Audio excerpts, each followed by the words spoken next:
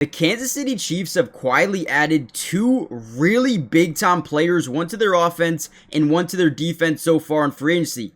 Kenneth Walker, the running back, and Tonga, the defensive tackle. Now, we're going to talk about why this dude and Kenneth Walker, plus what they could do in the future in the next couple of days, hours, whatever it may be, to also improve their chances of going back to the Super Bowl.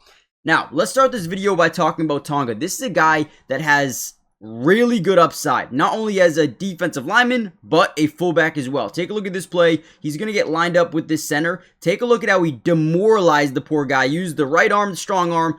Eyes are always focused on where the running back is going. That way we can disengage. Throws the center 3 yards back and goes and make a play in the back. This is the playoffs, by the way, okay? This is no regular season. This is the playoffs. Demoralize this poor center and takes out the running back. Now, Tonga is more known for his ability to create pressure from the interior of the defensive line, but honestly, you can tell right there, he's a run stuffer as well. He can do it all. I love this dude. So will you. Let's break down some of the additions and what they might need to do soon.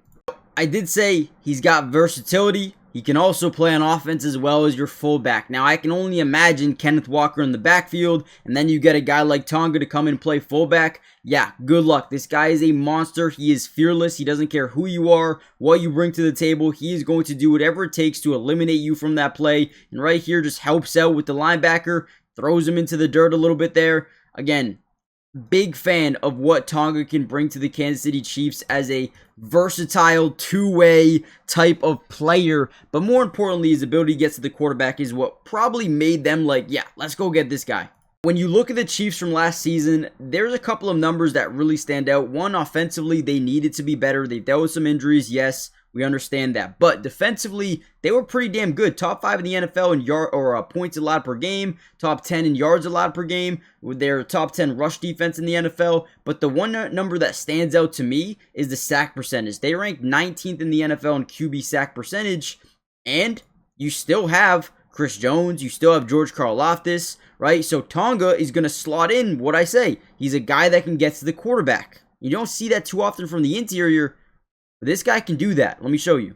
Now, first, before I show you his dominance in one-on-one, he also is utilized extremely well in stunt situations. So take an ET, for example, an edge tackle stunt where maybe you have George Karlaftis, maybe you have Omar Norman Lott, maybe you have, it doesn't even matter who it is. He's going to help free up edge rushers. Now, what do I mean by a stunt? So he's going to generate pressure to the right side of the right guard and then get to the inside shoulder of the tackle, okay? From there, we reach point and loop in through the A-gap. Now, we create so much pressure we create so much pressure for the offensive line to be smart enough to switch. But also at the same time, if you do switch, you leave Tonga in a really easy situation versus a running back, and he cleans this thing up, right? So not only can he help create pressure from the edge standpoint, but he can also create pressure by himself.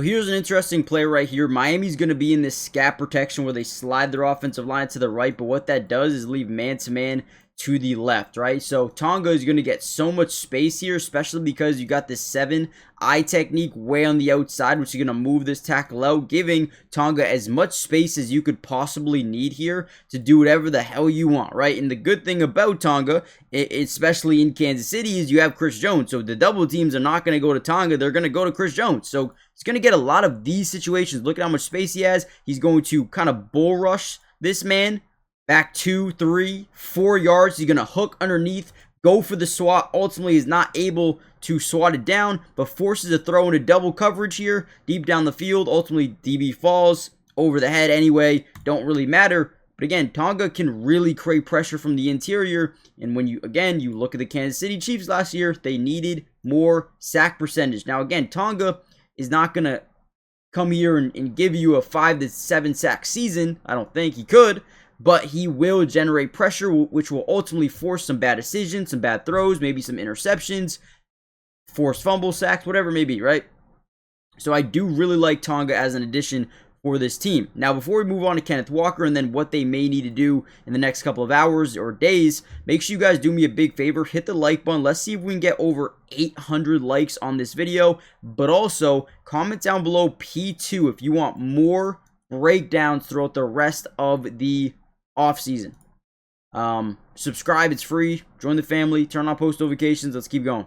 Now, what I love about Kenneth Walker going to Kansas City is the sense of unpredictability that he adds to the team, right? When we could sit here all day and talk about how good he is as a player, he's great. MVP for a reason of the Super Bowl.